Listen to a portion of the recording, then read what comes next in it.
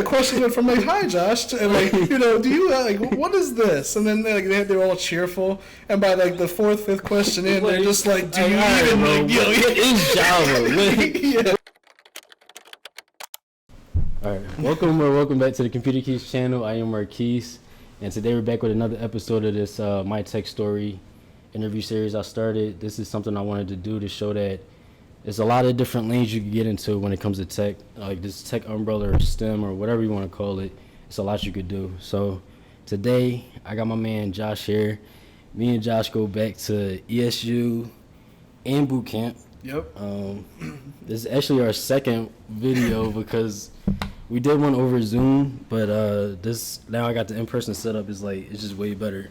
Way more official. Way. Yeah, for sure. As what was his name? Nadif said, you got all the cameras. Yeah, right. You got everything, man. It's legit. Every time I do one of these, I'm like hot as bro. All these I don't know why you setting it up. I don't know why you put the hoodie I gotta represent. Even to my own detriment. But like, after a while, I usually cool off. Like 10 minutes or so into the drum, but like, I'm definitely. You're busy going up and down the stairs, right. busy doing everything. Right. But how you doing, bro? I appreciate you. I'm doing good, man. Taking this time out, coming out and doing this for sure. Like. Yeah, no, I think I honestly agree. In person, so much better. For sure, it's so much nicer. Zoom was it was fun, but it was a good I think it was like a good trial. Like a little practice, just to see. You get to practice asking questions, seeing what people are saying, kind of with the flow, right? With the audio for that, I was trying to figure that out. I'm still trying to figure out this audio, honestly. So, but yeah, with that one, it was just from my end, it just wasn't, how I would want it to be. You know what I'm saying? So I'm glad we got to redo this. But so it's been a little bit, so it's kind of gonna be like a new one anyway. But first, I want to get into like just a little bit about you. So your name, age, location, hometown, race, ethnicity, a fun fact about you, and then like interests outside of work or outside of tech. But just start, and then I'll keep you on track. Like I'll remind you. So first, the ASL, as they say in the messaging. Right. So my name's Joshua Brewster. I'm 28, about to be 29 actually. What's your birthday? November 17th. Oh wow. So month out. Yeah. But yeah, so right now I live in the Lehigh Valley in Bethlehem. And back at home with the fam because ever since COVID, being at home with the fam is just cost efficient. Yeah, for sure. I'm definitely pro that if it makes sense for you. Yeah. So I mean, working on the student loans, everything like that, right? So, and then what was the other stuff? So your hometown, like where you from? Where I'm from, I was born in Brooklyn. Brooklyn, Kings County, New York. And my dad still lives in Queens actually now, but still lives in New York. Yeah, I know you go back and forth a lot to help out. We're going to get into that later. But and so, what are you, which was news to me when we did this the first time. But I mean, to the folks, like what race or ethnicity are you? So I am West Indian, as my fam tells me. So that is essentially just a Caribbean version of Indian, Yeah. And I'm pretty sure my fam will probably hate the way I explain it, but I mean that's how I understand it. I feel like last time you explained it a little more to me. Did you said like, Indians left that area and kind of went to the Caribbean and then started mixing with the. I'm still learning, but I just know that my dad's side of the family is from Trinidad and Tobago. Okay. The very last island in the whole Caribbean. And then my mom is from Guyana, which is in South America, right above Brazil, which is the closest country to the Caribbean. Okay. So like, where did they meet? Here? They met in New York. In New York. Okay. So,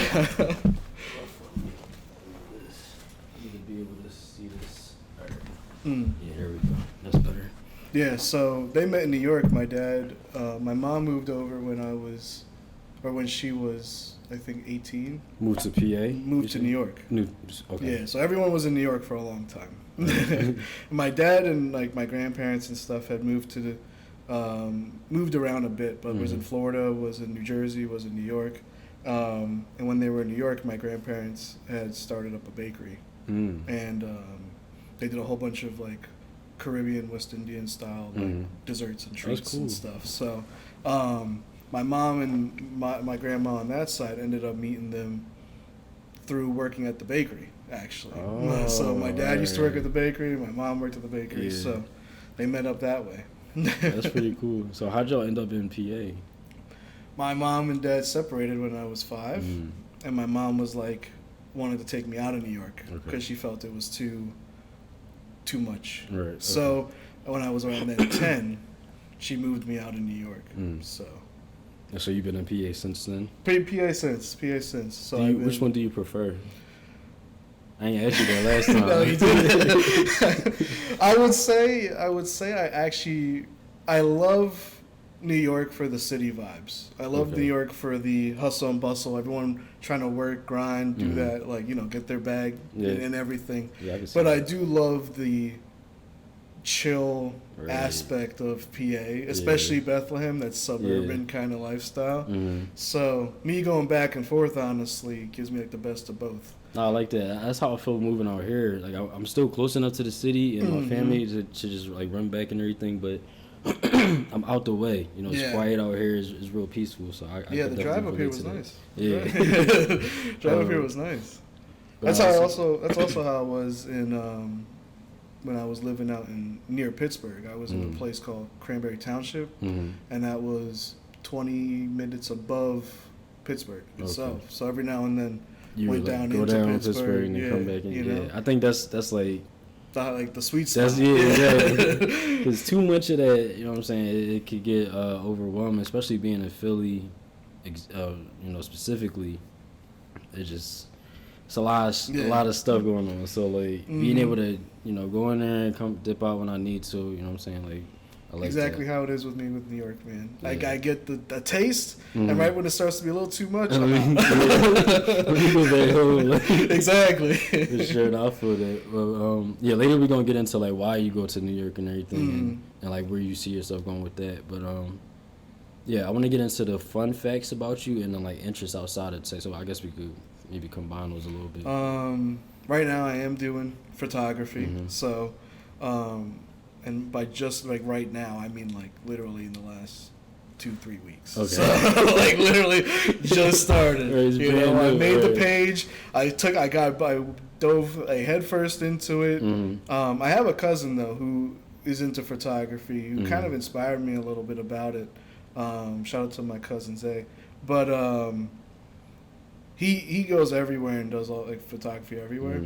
And while that might not be something I'm like looking forward with it, it is fun to go out, be in a city. For example, like I went to Philly yesterday. So to go out and then be in like a city and just kind of like walk around, do whatever you want, just take pictures and just kind of like at your own pace and just vibe, talk to some people, especially if I'm trying to get some shots of them, stuff like that. And storefronts, things like that, walk inside, talk to the employees, and then ask them about food, all that stuff, in the area. So, I mean, like, that's been, like, really fun to do. That's pretty much, like, the biggest thing. What made you want to pick up the camera? I don't know, honestly. I mean, there was, when I was younger, my dad used to have, like, a little point-and-shoot camera, and, family events and stuff, my dad would just put the camera on the table and then kind of forget to take pictures. Right. So when I was little, I'll pick it up and do some shots every now and then. But I mean, other than that, I mean, I always liked the idea of it, but I just never went full into it. So I figured, let me just go into it. And I didn't want to just start with like a phone camera. Right. You wanted to. I wanted to feel more immerse official. yourself, play with the settings. And all that. Exactly. Because you can do that with like pro mode or something, but it ain't the same. It doesn't feel the same. No, for sure. It's nothing like having that joint in your hands, and you know what I'm saying. Like you adjusting everything and exactly. That's a whole different, It feels way more official to do that, and then when I'm taking pictures of people or things and stuff, feels way more official that way. And then like while I was in Philly yesterday, there was actually like kids who just got out of school and were roaming around and stuff like that. So while I'm busy taking pictures of other stuff, kids would be like, "Oh, you photographer, take my photo." And start posing and start doing whatever they try to do, like, you know, all sorts of stuff. So I mean, like, it was super fun. But I feel like if I was doing with the phone camera, ain't nobody gonna ask me nothing. They're gonna see me purely as a tourist and just like, you know, people see that camera and it's like it's definitely a different level. You know when you get that camera. But weren't you doing the streaming also? Yeah, that was a while ago. Yeah, no problem. Yeah, so I mean, the other big thing about me is I love playing games. So, you know, playing games all the time. Before I came here, I was playing some games my day off, so I was just chilling, you know.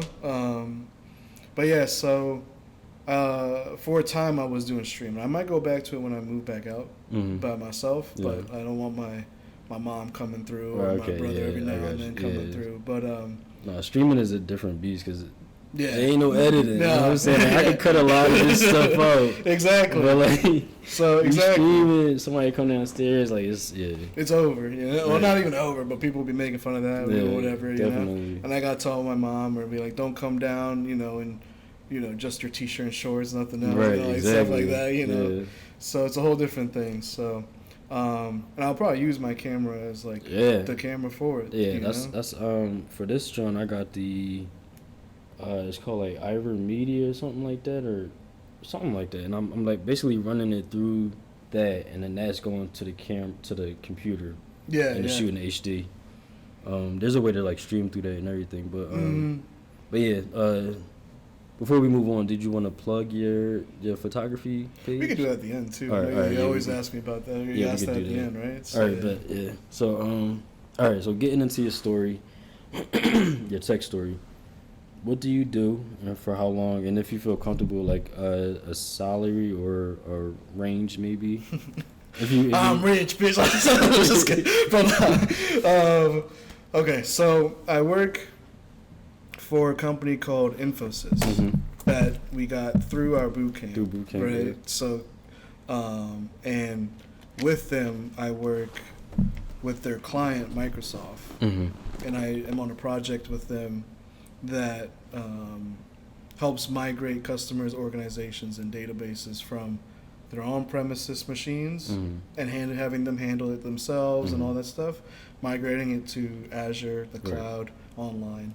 And then Microsoft takes on the servers, takes on the online stuff, all the updates and everything, to hopefully help them focus more on just their organization and all what they want to do. Right. So, I've had many different I guess projects. I've had like 4 or 5 different projects now. At Infosys? With Infosys. Okay. So I've had like with different clients and stuff, but Microsoft's been the one, I guess, the longest. So Infosys, I've been with them for 6 years. August of 2017, after the boot camp. Yeah. That's how long it's been since the boot camp, man. Yeah, I mean, you probably did say it last time, but so since the boot camp, you've been with Infosys. With Infosys for 6 years. But then within Infosys, you've been in multiple projects. Yeah, in multiple projects. Right. So I've had Aetna, where it was the first project was like a website redesign for like 9 months, and then I was with Aetna again, but with their subsidiary Coventry, and I was with them for about 2 years. Yeah, about like 2 years. Okay. And then from then it's been Microsoft. So I've been Microsoft in the other 3 years, and it's been 2 projects in Microsoft as well. And so I'm pretty sure we got into this last time, but you're not doing the same type of work, right? So like these different projects they're all different. It's whatever just the client wants, whatever. So I mean, and whatever you happen to fit project wise when you're getting brought on. How much of a say do you have in what projects you go to? You have a decent amount of say because I mean, a lot of them was most of the time require you to relocate. So you have a lot of say in terms of at least if you want to relocate or not. Yeah. Before they just depending on what they can find, right? And then also they try to find projects that fit your particular skill set. Right. So when you're doing your, for example, after the boot camp, we were the cream de la crop of just like a little bit of everything, right? Yeah. So the resume and portfolio matched as such that we can we dabble in everything, right? Yeah. But then as you kind of find your niche or what you like and what you're continuing the education for is then what you then specialize in. That's what then they try to like find stuff for you. So what you prefer, what you like, and they go through the interview process just like anybody else when you're doing client stuff. So when you're on the bench waiting for a project, they will have people contacting you all the time, like through email, through calls, and they'll set up interviews and tell you that they'll pitch you the project and if you're interested and all that sort of stuff. All right, so then as you go through that process, you just you kind of fine tune and whittle down which one you end up going towards. Right. So I guess right now, if you wanted to do a different project, you would just go to them and like, I'm kind of done with Microsoft. What else do y'all have for me? Yeah, exactly. Okay. So I mean, in that like right now, I'll continue working as usual, but I can then talk to HR or talk to my manager and say, hey, I want to explore something else and start trying to like the process of finding something new while working because that while I'm also working, they'll have to find someone to then replace me as well. So you're fully remote right now, right? Yeah. Okay. And before that, I remember you were in Chicago. I know you said you were in Pittsburgh. Right. So I've been to. So after Reverture. Right? After Reverture, which was in Virginia. Right? So I went from Virginia to Lombard, Illinois, which was about 15, 20 minutes west of Chicago. Okay. So the Chicagoland area, right? And then from Lombard, I went to Cranberry Township in Pittsburgh. Okay. And then from there, back home. So, and there was the potential, before COVID hit, there was the potential to move out to Arizona. Oh. Because there was going to be another project within Aetna, because the Coventry one came to a close. And then they were looking for other things, because they try to find you also, once you're with a client, they try to find you other ones within that client, right, because you already have the access. Stuff like that. Yeah, you have the accesses, you have all your stuff, about them, right? So they try to find you stuff within that first. So they found something, but then COVID happened, budget cuts happened, and then that stopped. But I had put down money on a place. Oh. So luckily they gave it back, right? They gave, and Infosys paid for some of it back too, because Infosys paid for my travel, and they pay for all that stuff like relocation fees and stuff. Yeah. So, but I had found a place, put money down on a place. And then they were like, "Nah, it ain't happening." So I had to then make some calls and do some things. And then I was about to ask if you wanted to go out there. I know Arizona is hot, bro. Like while I was there, it was very nice because I was looking at it in February, March. But even then, it was already like 80 degrees. Yeah. So, but it was really nice, the place that I had found, because it was just built up in the last 2 years. And the apartment I was going to get was a first floor apartment, like ground floor, and also no one has been in it yet. Oh, that's... So it would have been... Yeah, that would have been cool. It was the freshest, nicest place, right? And I could have done whatever I wanted and make all the noise, and then no one below me would be complaining. Right? So...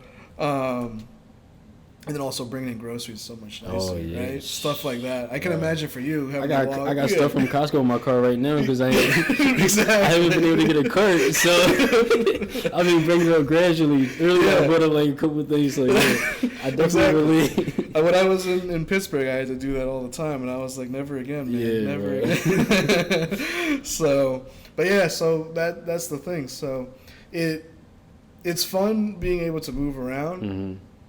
Because, you get to explore the things. While I was in Chicago, My sister was in Chicago as well.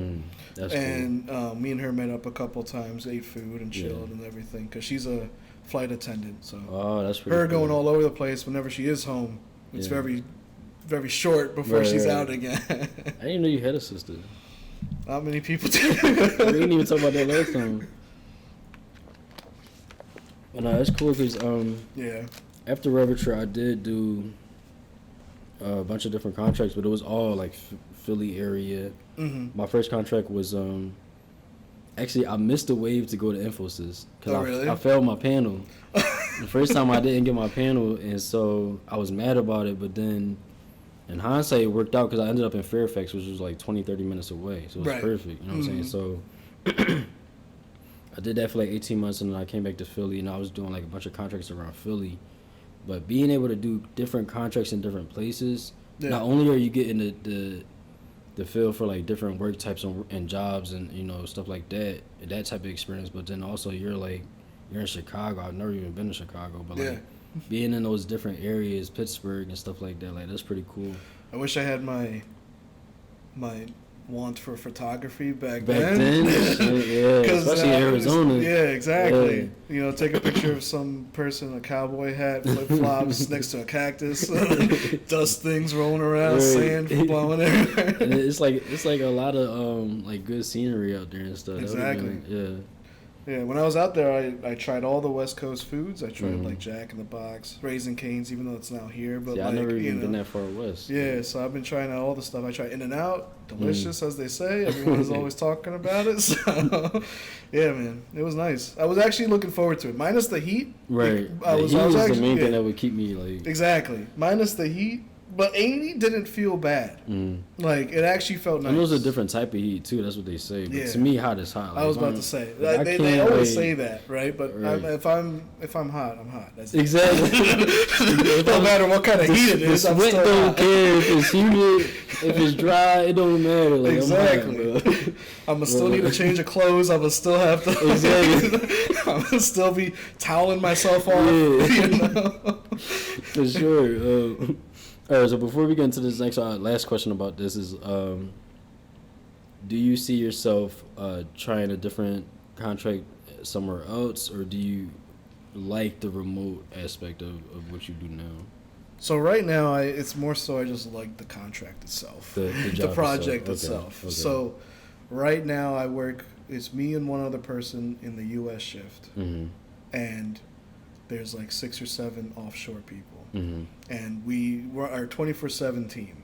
Right. Yeah. So like right now, So right now, I have people working on the team, right? So, and it's around the clock, right? So, but I love everybody, and I try talking with them and have Teams calls to like just talk with stuff outside of work and everything. And like I said, I love everybody, and the manager that we have, the client manager that we have, or the project manager.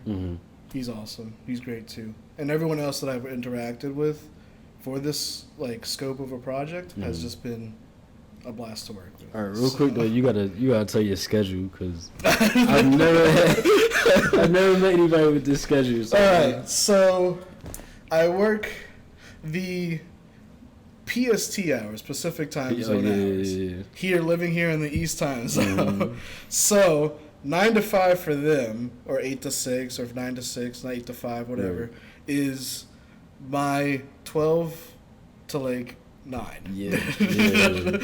So I work like an afternoon shift, and then I take the weekend shift. So I work from Thursday through Monday, and I'm off Tuesday, Wednesday.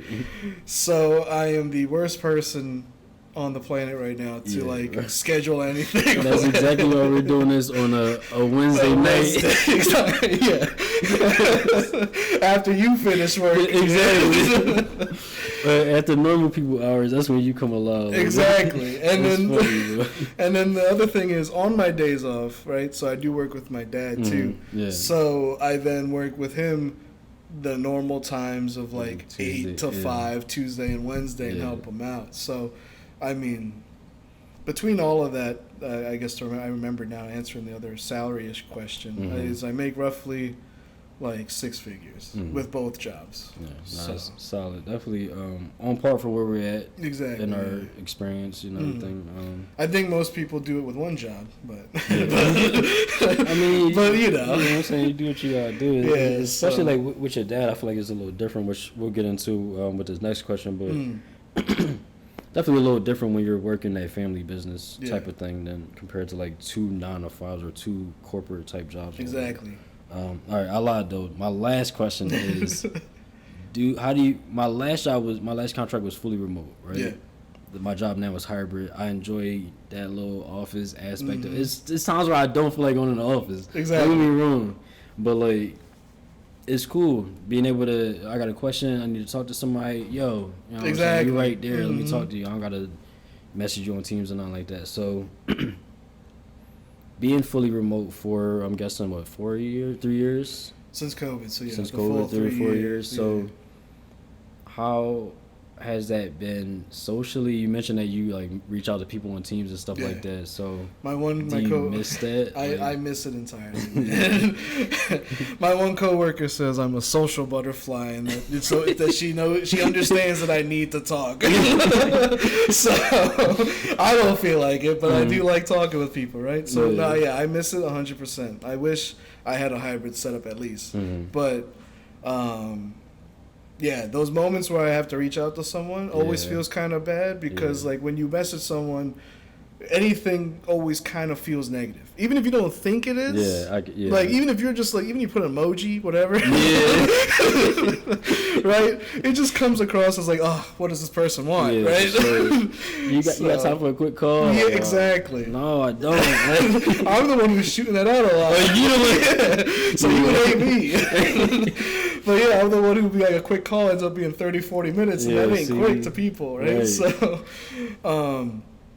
but I miss all the little office things that a lot of people take for granted once you're there. Definitely. I miss the going to get lunch with everybody. Yeah. I miss taking a break from the computer and just walking around the campus. Just a walk, right? Yeah. I miss meeting somebody on the way to the bathroom, even, right? You walk by someone's desk, you see a picture of their family, you go, oh, what's that about? Right. I miss all those little interactions. Like, little jokes and stuff like that, yeah. I miss if someone's late to work, they bring in donuts or coffee or something, right? Like that, I miss the, for birthdays and Christmas, being able to give someone a little gift, a little tiny bag, a little gift card, whatever. Yeah. So, like, for example, last year we had a little bit more people on the U.S. shift, and the year before as well we had 4 people around Christmas time, including myself, so 3 other people. But I got everyone's address and I sent them a gift card in the mail. That's nice. But it's not the same, right? Yeah, being able to go to being able to see somebody's face as you're handing them something. A little, because I give them a little card, that like one of those tiny little cards, and then you open it up and it's like me saying, great year working with you. Let's continue, right? And then I give them a little gift card, a little Visa gift card to use wherever. That's sweet though. I mean, a lot of people wouldn't even do that, even in office. You know what I'm saying? So like that's still sweet. But. Yeah. So I like those things. I like little parties. I like the little office events, like outside of work, where you go bowling or you go grab a dinner together or something like that. So I miss all that stuff. Yeah, we getting up on that time of year. Actually, at my job, we just did like pumpkin carving and stuff. Yeah. This past week because we were between quarters, and then they're planning like this, like our holiday season get together type of thing, whatever you want to call it, where we go out and do something fun. Last year we went bowling, we went to a restaurant. So I feel that for sure because I was fully remote before, and it was cool. You know what I'm saying? Like, not having to get up, not having to go out. Exactly. It's like, who's going to complain about that? Right. But then that social aspect of it, you definitely miss the cool stuff that comes from being in the office. So I think I get, like, the best of both worlds right now. But, yeah, I just wanted to ask about, like, the remote. Because we talked about that a little bit the other day, too. Yeah, exactly. Yeah, and it just feels so much nicer. Like for example, I haven't met my coworkers, any of them. Right. I've worked with this one other person that's on the U.S. shift. I've worked for about 2.5 years already. I've never seen her picture.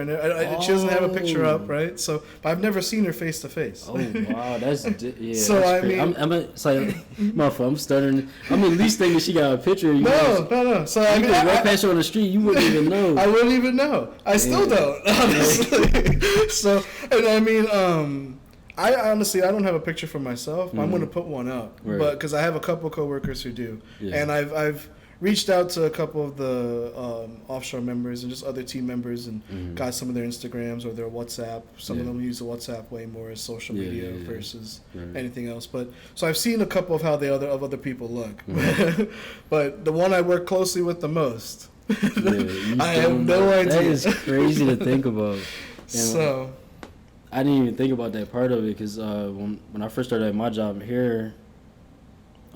Couple like the contractors were still remote, so we had a guy come in. He finally came in the office, and I'm like, oh, like you got to put a face to the voice, and it's kind of it's weird. It's definitely weird. But when I started, I was big on like my first week. I put a picture up because I'm like, I want them to know I'm like me. Who like, it's you, yeah. Yeah, like I need y'all to know who I am. I gotta start doing that because I'm trying. I want to branch out. I want to be more recognized. Yeah, I think it's worth it for sure. So I'm gonna do that, But yeah, no, it's so weird to say that because like I said, I've talked with her a lot for outside of work things, you know, like I know she lives at home too, she recently got a new car, all these things, right? Like I know things about her, but I don't know her, right? That's crazy to think about. And so the same thing with the other coworkers that I had two dudes that I, like one person had a picture at least, right? But like, other than that, I mean, no idea. That's crazy to think about. Yo. So it is crazy because I mean, like, never in a time before would you ever think about that, right? Know so much about somebody, but not even know what they look like. But because it makes me feel more so like when I play games with people and you play the same game with the same random person like 3-4 times and then you like get to talk with each other afterwards, right? Or just meeting with random people online, but this is for work, so you're working with them day in and day out. So even still, it's the same but not the same. So no, that's crazy. But, all right, so we got into all that. We got deeper than we did last time. All right, so what or who, I'm gonna say more so who got you interested in tech? That's basically who got you interested. So my dad did. My dad. Just like you, man. My dad did. He had a computer around in the house all the time. He did tech work. I mean, his tech work is more kind of hardware based, but he also does a lot of software stuff too. But at home he would have a computer and we'll build it together or put it together and stuff like that. He'll show me how to like install games or install stuff or go to he was the one who taught me essentially the computer when I was young and figuring stuff out and how to like connect to the printer and figure out all that stuff, right? All the trials and tribulations of just like troubleshooting a computer. It was mainly through my dad. If I didn't know something, I had asked him when I was younger. So now it's the other way around. Now he's asking me. So but even still, I mean, my dad knows so much. So but yeah, he got me into it at a young age. Yeah, so I wanted to get a little into what you do with him. So you mentioned, going to New York to help him out. So talk a little bit about that. He works for a franchise owner of McDonald's. Yeah, and he is like the sole, I guess, like main IT guy for this franchisee owner, and the franchise owner owns roughly, I think, 17 McDonald's. So there's 17 stores in the Brooklyn, Queens, and Long Island area that they own and operate. So he's the main guy who's usually doing a lot of the tech side of stuff. And they also have a tiny little office that has like 7 or 8 or 9 people in, including him. And he helps in the office as well. And he does like office work, some office stuff, like bills and everything. And, on Mondays he does a lot of like helps with us stuff. And then anyone who has any questions, anyone who has any issues with computers, he helps out. And then every now and then he's always looking to either update everyone's computer or keep antivirus running. So making sure that everyone's doing their, like, being able to get everything done. It's honestly a lot. So I mean, he does a lot of the hardware stuff in terms of in the stores. Mm-hmm. So like when you go into a McDonald's restaurant, the kiosks that are there, he'll change out credit card readers or printers or run updates on them when they're not working. Mm-hmm. Cash registers we've changed out. We've wiped them and reloaded like the operating system. Mm-hmm. We do a lot of other hardware stuff where we run cable through the ceilings. Yeah.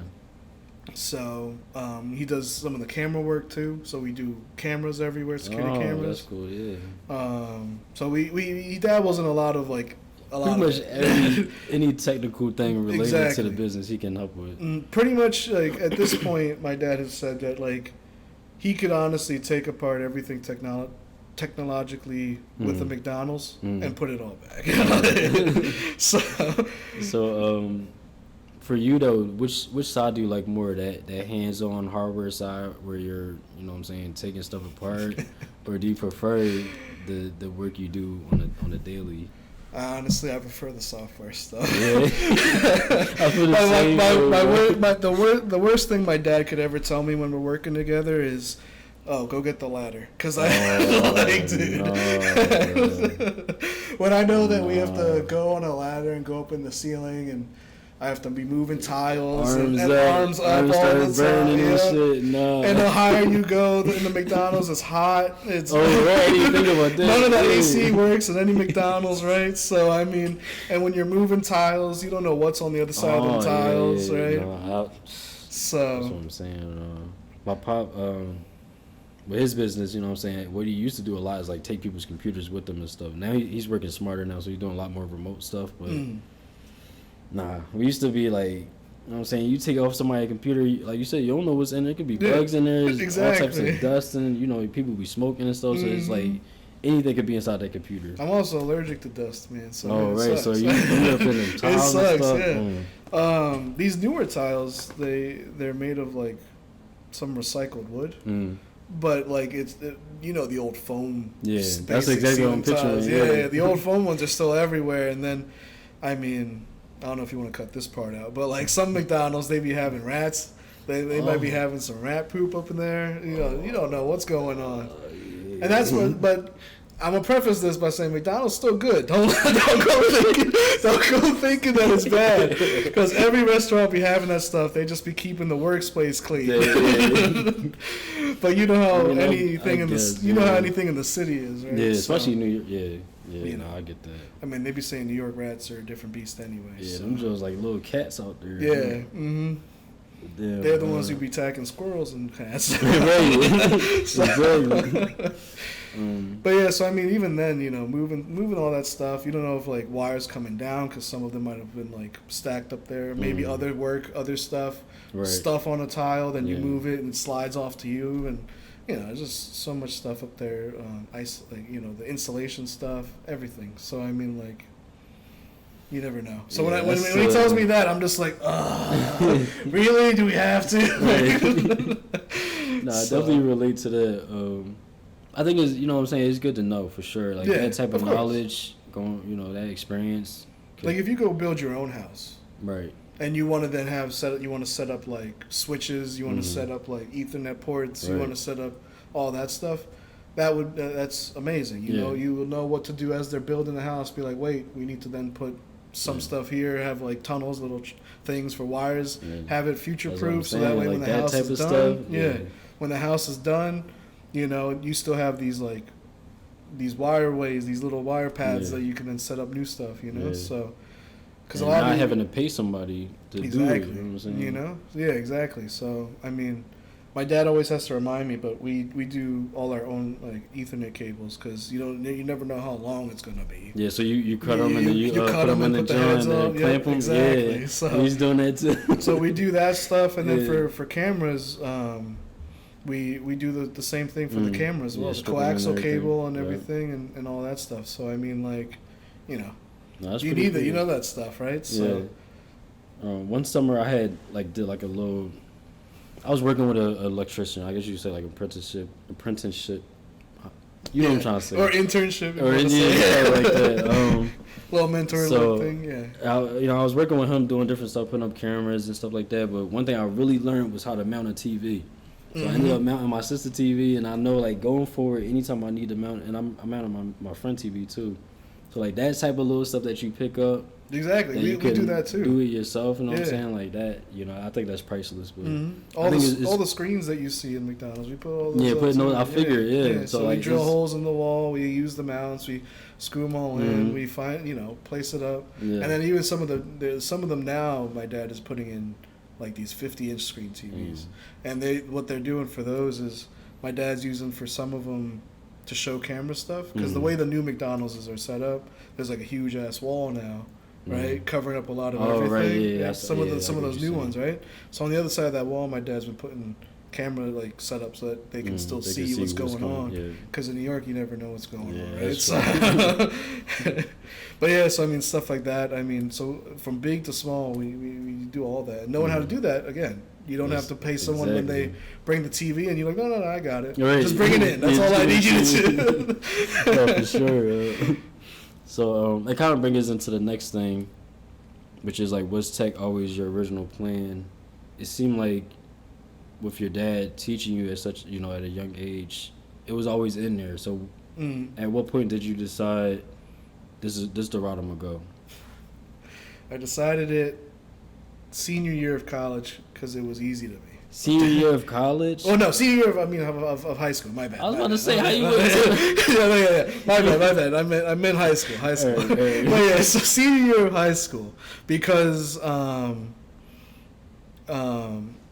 didn't know what I really wanted to do. Computers just came easy to me because I guess of all those years, right? Yeah. So it came easy to me. So I was just like, all right, I'll just continue doing computers. So I then just applied to one college, East Stroudsburg. Me too. I applied to one college, and luckily I was just accepted, and then that was it. And the only reason I picked East Stroudsburg was just because I heard they had a good computer science stuff, so I was like, all right, sounds good to me. I'll figure out what I'll do with computer science in college. No, that makes sense. So I didn't have a plan. I didn't really have any. Going from New York to PA, because I went up to like fourth grade of New York schooling. When I came to PA, I don't know, everything felt easy. I don't know if it was a school thing or if I was just decent in school or what, but from 5th grade through high school, I never really tried. Right? So, but I was always getting A's and B's. Yeah, I feel that. I was always high honor roll. That's all I cared about. My mom cared about. My mom wanted me all A's and all this stuff, right? Yeah. But, I mean, that's any parent, right? Yeah, so, right. But all throughout high school, it was just, and middle school and everything was just easy. I was coasting by. I would get the work done in school. Never had really homework except projects or like big assignment things, right? Everything was done in class, and I was busy joking, talking, whatever. Right? Yeah, I can see you doing that. So, and I would help other people out if they asked me stuff, who's sitting next to me, whatever, right? So, but otherwise, I'm not paying attention. Everything just came easy, right? Everyone's hardest subject was like math. Math was the easiest for me. Right. Hardest thing for me was English and writing. Wow. Okay. Right. So reading and writing, I could read well, but I wasn't good at comprehending, and I wasn't good at writing and articulating my thoughts onto written word. Okay. So that was the only thing that I had trouble with early on, but then I had a tutor for that, and then it went easier after that, because the one tutor they called her Mama J in 7th grade, and she, while talking with me, because it would be after school stuff, while talking with me, she would see that I could at least articulate somewhat well, right, verbally, right, but I couldn't write down the same stuff. So she would just say, think of what you were saying verbally, write it down, and then look at the grammar afterwards, and then the formatting afterwards. Yeah. So all my papers after that I like did a text, like speech to text thing, Right, that's smart. Yeah. and then just had to type it all out as all it's on its own, and any words it didn't get, fix it, right?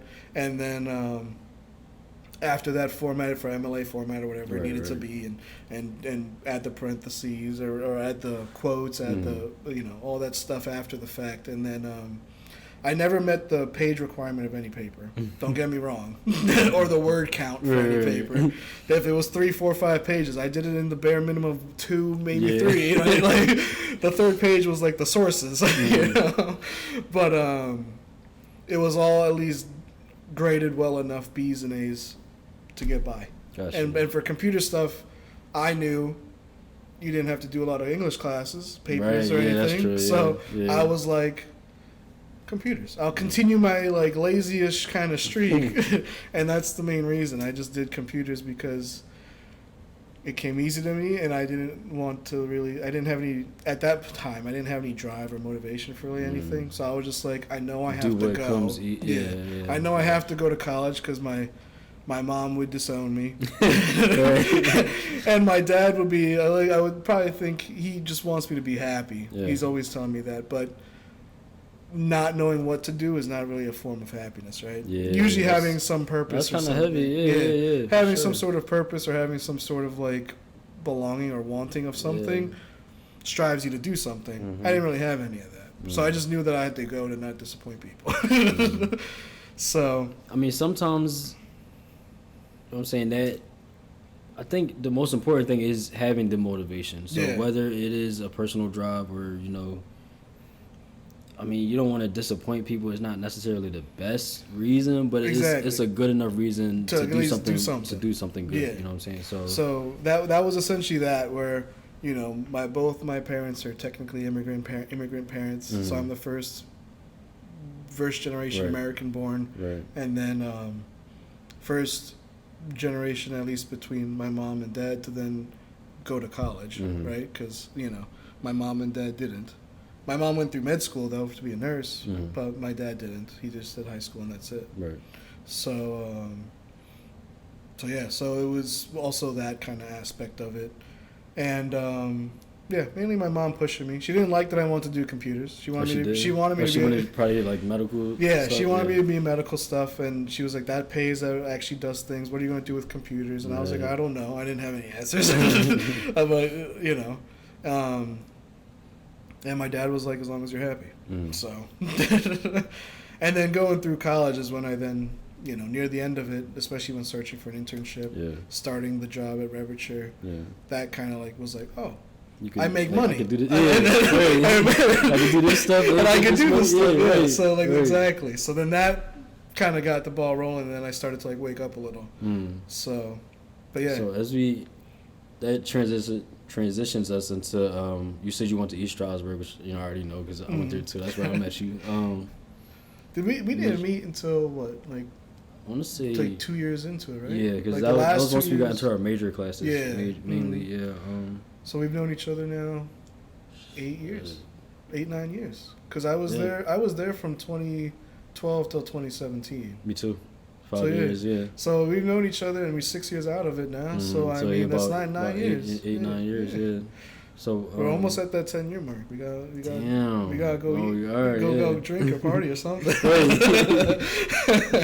You're gonna have to call Kevin too. Yeah. Since we kind of transitioned into this, I did want to ask. You mentioned how easy school was, which I can relate to. That kind of like stuff just comes easy to you, so you just close by skating. You know what I'm saying? So like it doesn't like. Since there's nothing that's really like a challenge, you kind of just like exist. You're just there. You're that's why I wanted to ask you, like, was there a point where it did feel kind of hard? College did. College? Yeah. It wasn't until I was going to lose my federal aid, and it was like 2 years in. That's why I spent the full 5 years, because I was gonna do the dual major thing that everyone does in the minor. That's what I did, but I didn't. I just finished computer science. And I was like, all right, done. I didn't want to stay any longer because also, I mean, I think partially my counselor kind of messed me up on it maybe he didn't know I wanted to do the dual major stuff, but it wasn't until senior year that I was like, when do I start doing the security classes? Oh, and then he was like, and then he just didn't really know. Yeah, because by then you would have had to been, I would say around junior year at least. Because it takes 2 years. Because you take one in the fall, you take the part 2 in the spring, and then it repeats. So if you missed it, you have to wait till the next year, right? So I mean, it wasn't until then. So I mean, all that, but like 2 years in, I was kind of failing everything, and my mom didn't want to help me get loans anymore. She was my co-signer, co-borrower, or whatever it is, right? Yeah. So she told me she's not doing that anymore, and that if I was going to continue fucking around in school, I mean, I feel her though, like I mean, okay, somebody gotta pay this shit back, exactly. So she ended up she stopped. She paid those first 2 years full, and then she was like, find someone else to do this. So I had to ask my dad, and then after that, I kind of like had to step it up a little, and actually wake up for my classes, and because some of them was 8 in the morning, 7, like that 8 man. So, then I actually started trying a little bit, but it wasn't until college. It wasn't until college that it actually felt challenging. All throughout high school was easy. I was busy doing other shit in high school, like doing magic tricks for people and like all sorts of other like just random ass shit for no reason, So everything else besides really focusing on school. So. Yeah.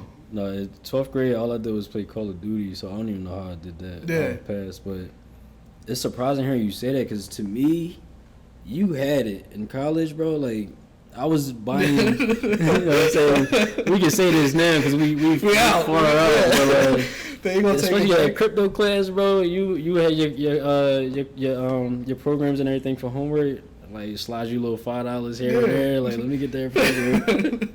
I had to me, you had it. Like, and I felt like I didn't really understand what was going on. So to hear you say that is kind of crazy. I mean, so I guess that comes back to, I guess for me, math is like the easiest thing. Yeah.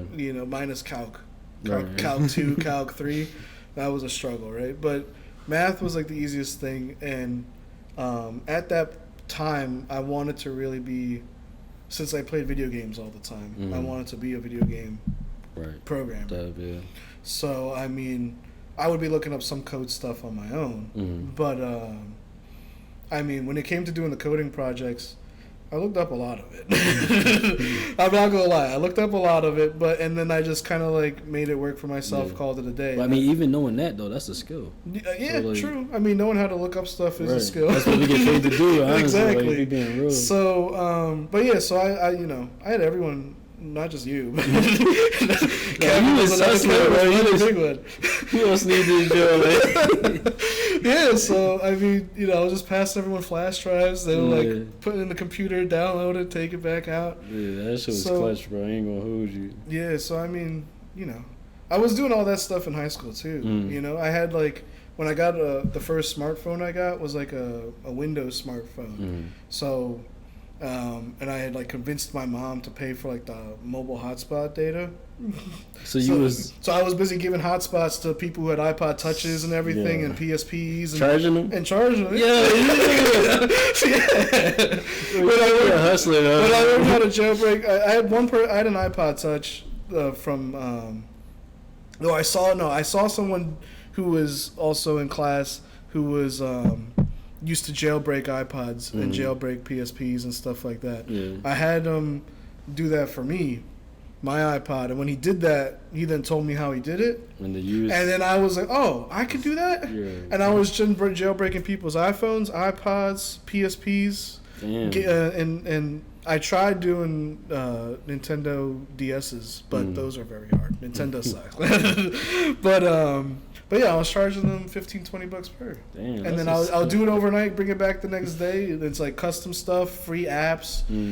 Every app is cracked or broken, so that way like it everything's free inside. Get the free stuff. Yeah, I remember the joke. Yeah.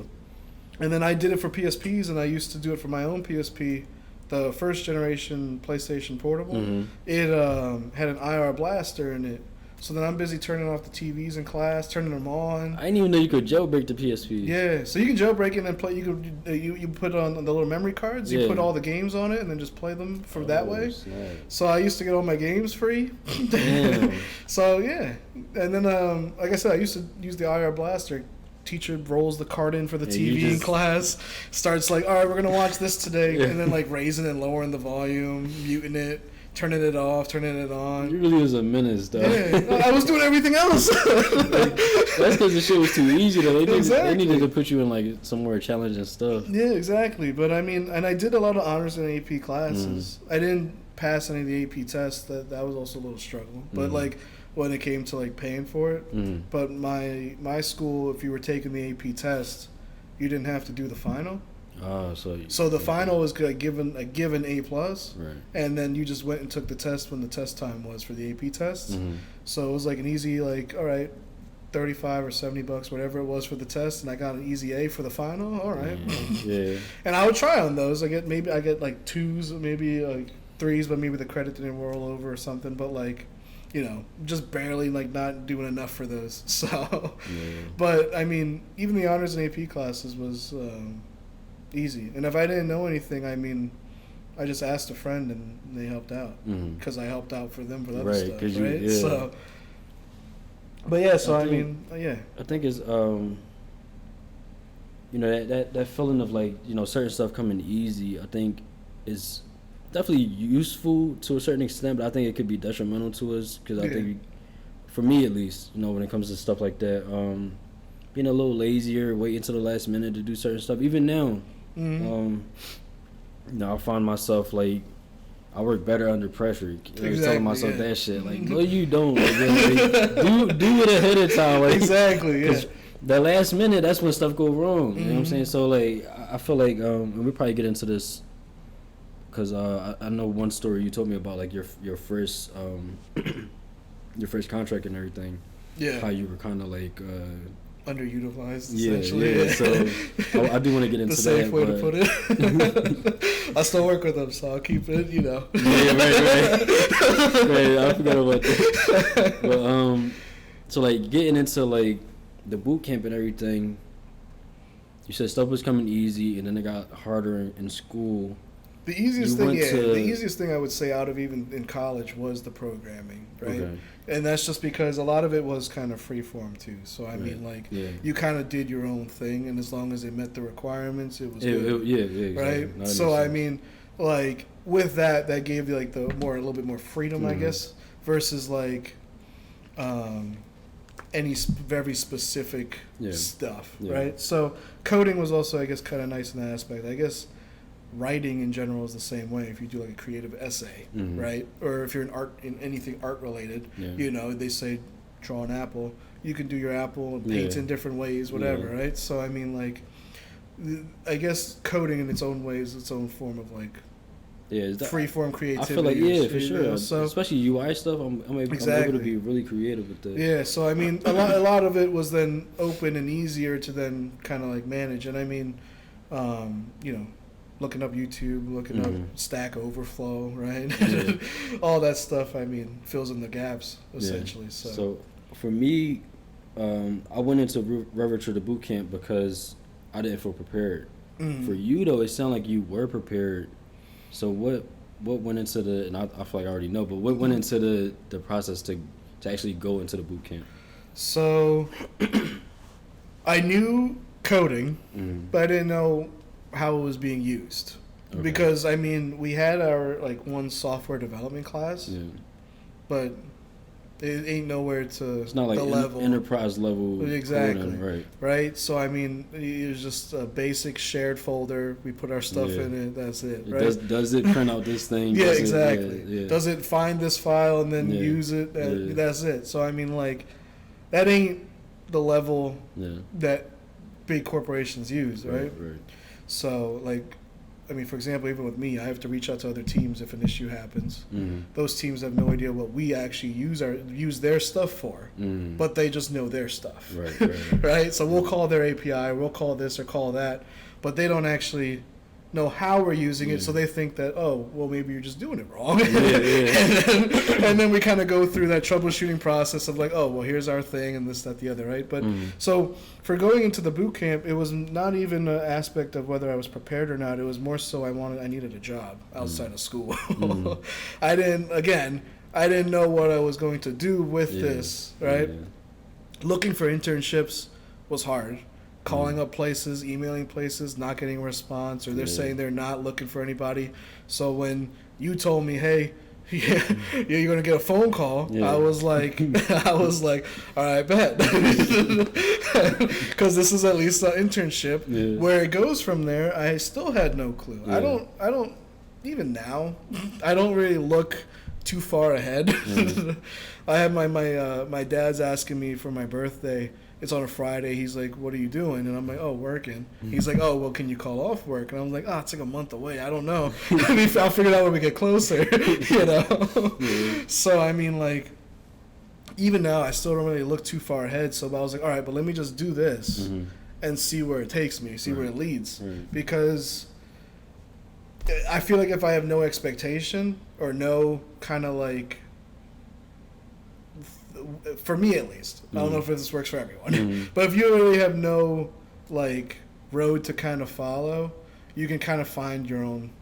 And I don't know, like I don't know how to explain. No, I like that. I like that because I'm the opposite. I with this stuff, my music, right? Like I have such a like set path that when stuff doesn't, it kind of deviates a little bit. You know, usually it'll work out, but like if it doesn't go exactly how I think it should, right? Sometimes I'll put myself into like certain moods and like a little, you feel sad that it's not going as fast, or maybe you're like, oh, but like I know this person who didn't face this issue that I'm facing, right? Exactly, that comparison and stuff. Exactly. So I mean, like if I go in with, for me personally, if I go with no expectations, not knowing what's going to come out of it, I feel like it kind of like opens me up to see all the options or all the opportunities, right? Because if you like, okay, I'm going to music, I'm going to be a rap artist, I'm going to then eventually sign with this agent or this record label, and I'm eventually going to be making this that will go big, right? And if you then go and become a rap artist, but you have to start on SoundCloud first, not on a record label right away, and then like from SoundCloud you go to a different record label that's not the one you wanted, you're still going to be disappointed in a way, right? So like, and then from there, maybe you make it big, or maybe you don't. Maybe you then switch record labels because your record label didn't like you, right?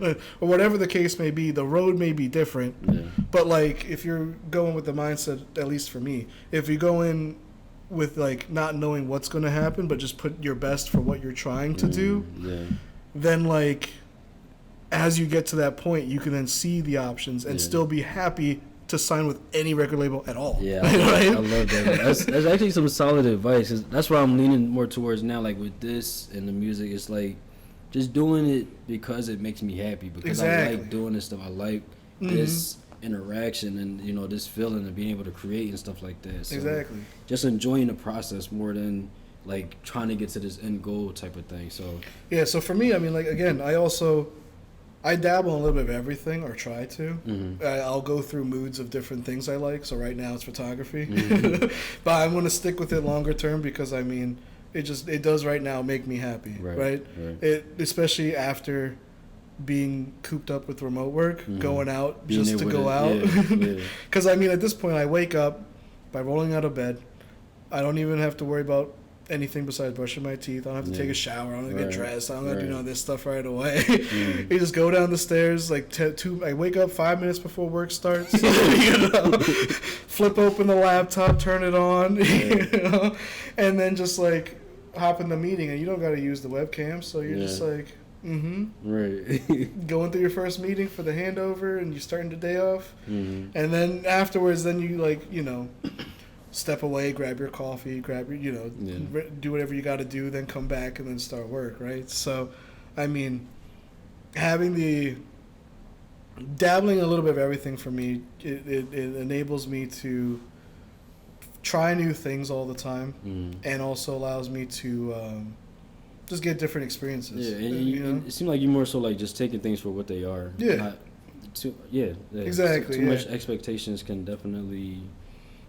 So, exactly. I liked it a lot. So, So when it came to Reverture, the reason he said that the call thing is they asked me if I had any people that might be interested, and there was a referral fee, you know what I'm saying? So being a broke college student, you know what I'm saying, I'm like, let me think of anybody I know. You was the first person I thought of because obviously you was the person I came to for everything. So I'm like, my man Josh. And so you told me a funny story. So I wanted to get into that. Like before we move on, like that process of your initial interview and everything with Reverture and all that. Yeah. I mean, you told me I was passing by like a computer room or whatever. You were on a computer. I hopped in, said hey, right? You then told me like, hey, you're gonna get a phone call. You know, because you were talking about this and you explained it to me a little, and I was all right. I'll answer and I'll go see how it goes. So the next day they do call me. My cheeks are already hurting. Go ahead. The next day they call me. The recruiter is busy and talking with me, explaining everything. Said that you recommended, and that they're gonna give me the interview and all this stuff. So the first one was over the phone, just to get to know me, all this stuff, learn about you, and then the second one's the tech interview. So the first interview, I was talking with the guy, everything's fine. He's like, all right, here's like a PDF. It has a whole bunch of links in it and a whole bunch of stuff to kind of go over. And then the interview will be in like 2-3 days, right? So I look at the sheet and I'm just like glancing real quick, just like, all right, click a link. There's like a whole big Wikipedia page and like a whole bunch of stuff, like a whole bunch of documents. I'm not reading all this, but I'm like, I think I know. Oh, my fault, bro. I'm just already laughing. Yeah. But so I'm reading through it and I'm done glancing. I'm like, I know this stuff. I know this stuff. I go to the interview, or I have the over like webcam, like Zoom or whatever. Yeah. I have the interview. I put on my nice polo shirt that I had at the time, and then they start asking me questions, and I don't know anything. Yeah, I don't know anything. Like I know, like, and that's the thing that like I like. That's one thing I honestly really hate about computer science stuff. Because, for example, I know how to code. Yeah. If you ask me the specifics or the terms or definitions, like, I don't know how to explain it. But in terms of like the formal definitions. Yeah. But that's what they're looking for. So I don't know any of it. But if they asked me how to code, I could code it. I could code it, but they wouldn't let me code anything. They're just asking, what does this mean? Yeah. How does this work? What's the difference between this and this? And I don't know any of it. Because I know how it works if you were to use it. But I didn't know that that's the terms for it. Right. So I completely bomb it. I don't know how you did this. I completely bomb it. It was done in like about like 6 minutes. Yeah. It was bad day, Joe. Yeah, because he asked me, "Do you know this?" And I was like, you know how you have like the split screen, right, where you can put things on one side on the other. Yeah. I tried subtly bringing up the PDF back. Trying to scroll it. Yeah. You know, you can't. You go and Control F and find that shit. You gotta be like so subtle with it. Oh my goodness, bro. I couldn't believe you did that. So it was done in like 5-6 minutes because you'll ask me a question, I'll go, man. I'm not 100% sure off the top of my head, you know, right? Yeah. And then he's like, all right, how about this? He's like, all right, well, you know, thanks for your time. You know, that's stereotypical, we'll get back to you, but they ain't going to get back to you. I've had bad interviews, and I can just imagine, like, they get, like, slightly more disappointed each time. Yeah, exactly. Yeah, the question went from, like, hi, Josh, to, and, like, you know, do you, like, what is this? And then, they're all cheerful, and by, like, the 4th, 5th question in, they're just like, do you even, like, you know, what is Java? What is Poly, like, something. Exactly. So that's how it ended up going down. Yeah. So that's hilarious. So I felt like you know that what's that term? you know that like imposter syndrome? Yeah. That 100% set in. I was like, I don't know anything. I'm about to get my degree. I know nothing. Yeah, am I really about to graduate? Yeah. Like pinch me. I'm dreaming. This like I didn't go through college yet. Like what is this? So. Damn. So then the next day, the recruiter calls me back, and I'm like, "Hello." He's like, "Hey, is this Josh?" And I'm like, "Yeah, this is Josh." He's like, "What happened?" He literally said this. He's just like, "What happened?" He's like, "Yo, what happened, man?" Yo. And I was like, "Who is this?" He's like, "Oh yeah, this is so and so from Revitcher, this, that, the other." Oh, well, you know, I got the details or the notes back from the technical interview. What happened, man? What happened is crazy. Like, how bad that shit. And I was like, yeah, you know, I'm sorry. I didn't actually know everything that I thought I knew. I didn't go through that document well enough. I was like making every excuse in the book to be like, I'm sorry, you know. I take full responsibility. It's all me. This, that, the other. So he was like, all right, man, you seem like a smart kid, good kid, whatever. You just don't, you know, let's try another interview. We're going to set it out like, it was like on a Thursday he called me. So I was like, all right, next Monday. All right, give you the weekend. All weekend. You ain't doing nothing this weekend. Just do this. Don't go out, no parties, don't go nowhere. Just stay home, study, do this.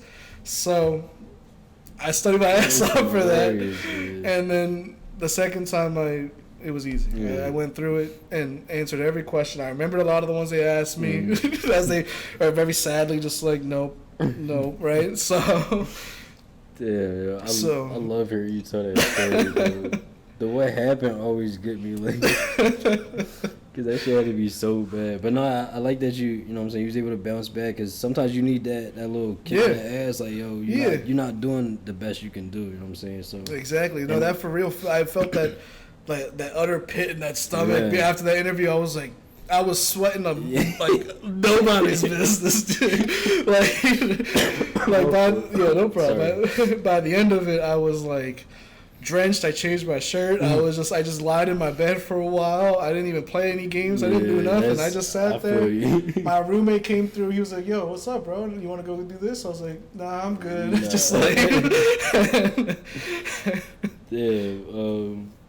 yeah, I just wanted to double back real quick before we move on, because that kind of bring me back to the everything coming easy type of thing. So, because I remember getting the PDF thing, and I studied my ass off for that, because I needed that so that it could count as my computer science and computer security internship. Exactly. Yeah. So I was like, and like I said, I didn't feel prepared. So it was like, they're gonna train me, they're gonna pay me to train me and contract me out, teach me enterprise level technologies. I gotta get this job. Yeah. So like, I mean, like, again, and that's the opposite for me. Everything is so easy. So you just like, all right, let me just skim through this job. All right, whatever. And then it's a blessing and a curse, man. You know, because I feel in the stuff that I am doing, I do feel confident in, right?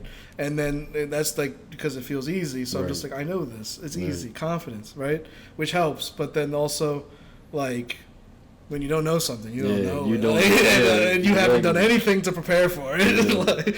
So it goes both ways. So that definitely, like, again, that's the start of the wake up. You know, first was getting my grades a little bit back in order, and then the second one was like you got a professional setting. Yeah. Because again, at that moment, I already had a backup plan, which was working with my dad. Oh yeah, true, I already gave his boss the papers to have his job count as an internship for me. So I was already kind of like going through that process as well. Right. So when this came through, I was like, all right, if it don't work out, I got something.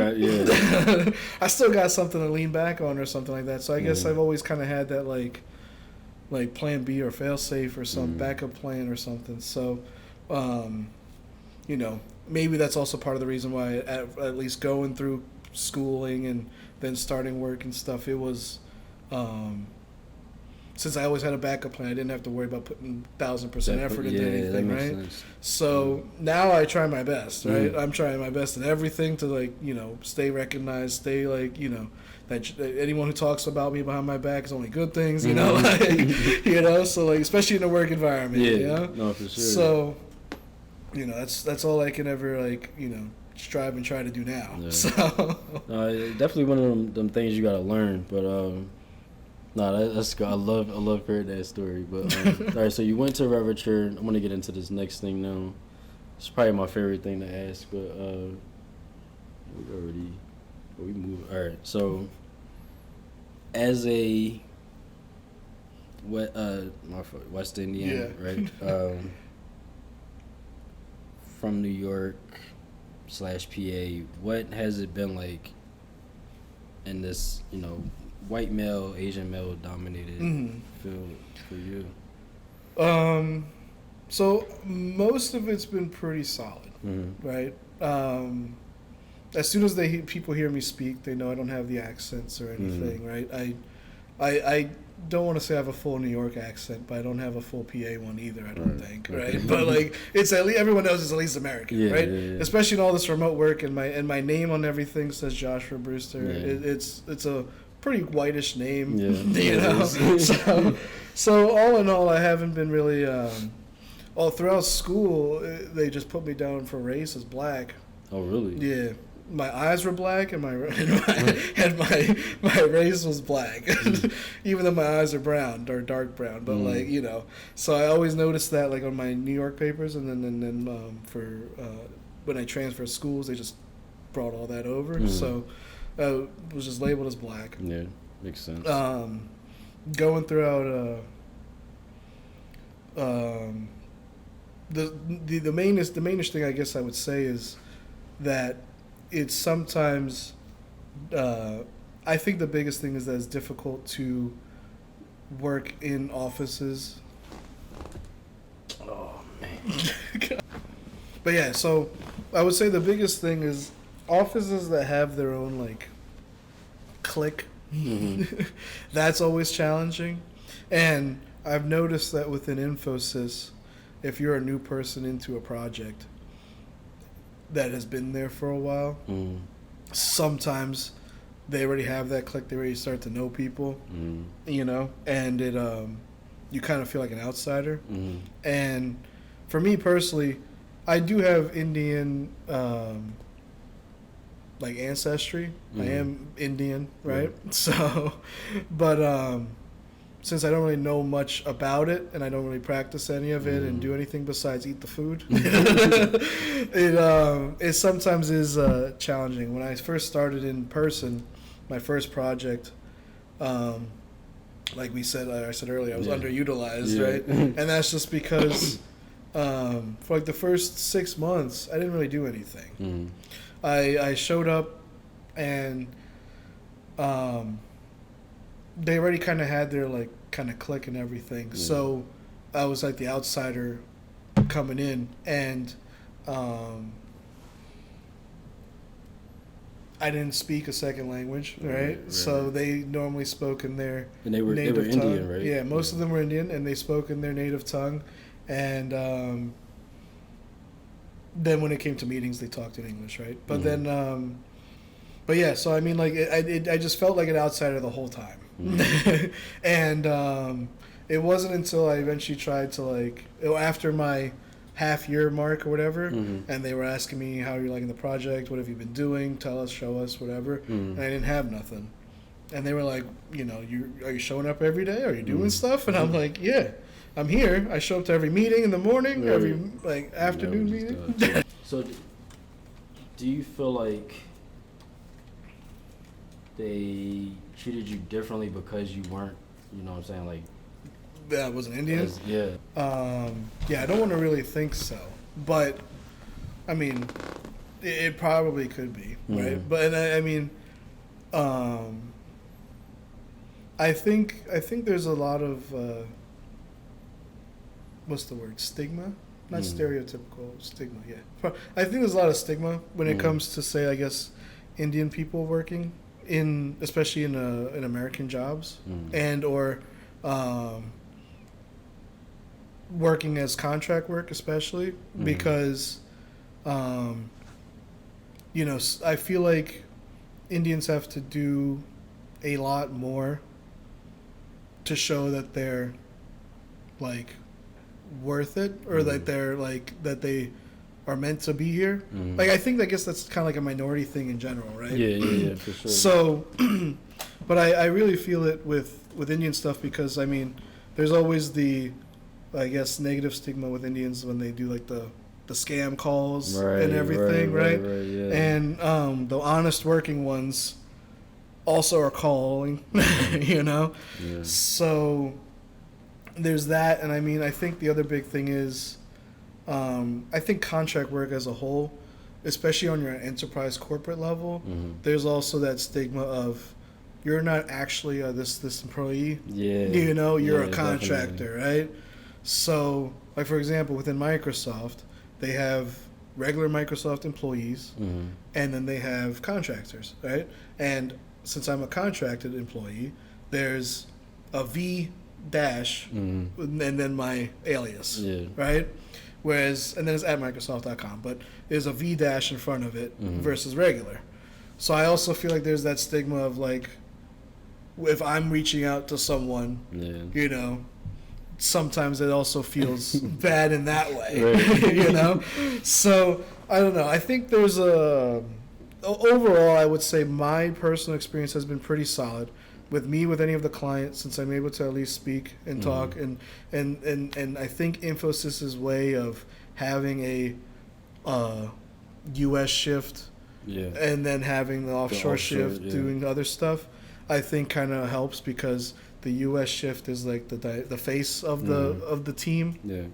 So, I think it works out in that way, which is pretty smart because they are an Indian-based team or Indian-based company. Infosys. Right. It's huge, but India-based.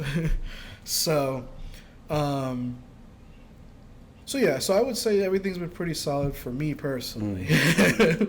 But and then being remote too is probably less, chances for anything to really exactly kind of happen. So yeah, I would pretty much say for me personally, it's been pretty solid. That's good. That's good. Yeah, because I've definitely heard some crazy stories, but I like hearing your perspective of it with the, not being Indian enough when it comes to joining a team that's full of Indian people. Yeah. So my first couple of projects were like that. The very first one, like I said, I felt like an outsider the whole time. Until the budget cuts happened, and I was let go. But I just never felt like when I tried to talk to them or they tried to talk to me, and they didn't really try, but I tried to talk to them.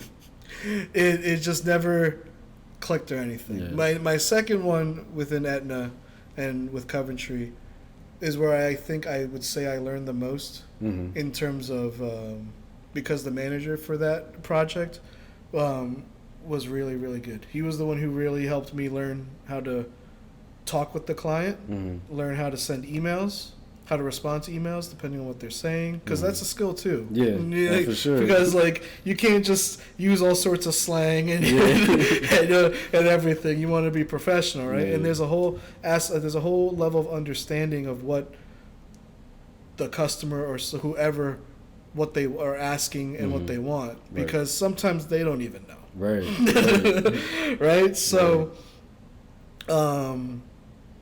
he really was the one who kind of like set the way for me and everything, and he was also the one who helped coordinate a lot of team building things, and he was really like more of a hands-on manager that I really like respected, because me coming in, other people have been in that project for 6 months, a year, whatever. So him seeing that I'm coming in new and integrating me into the team felt good. And it was still with all full Indian people as well. And we had a great time. That's interesting. Like, you got both,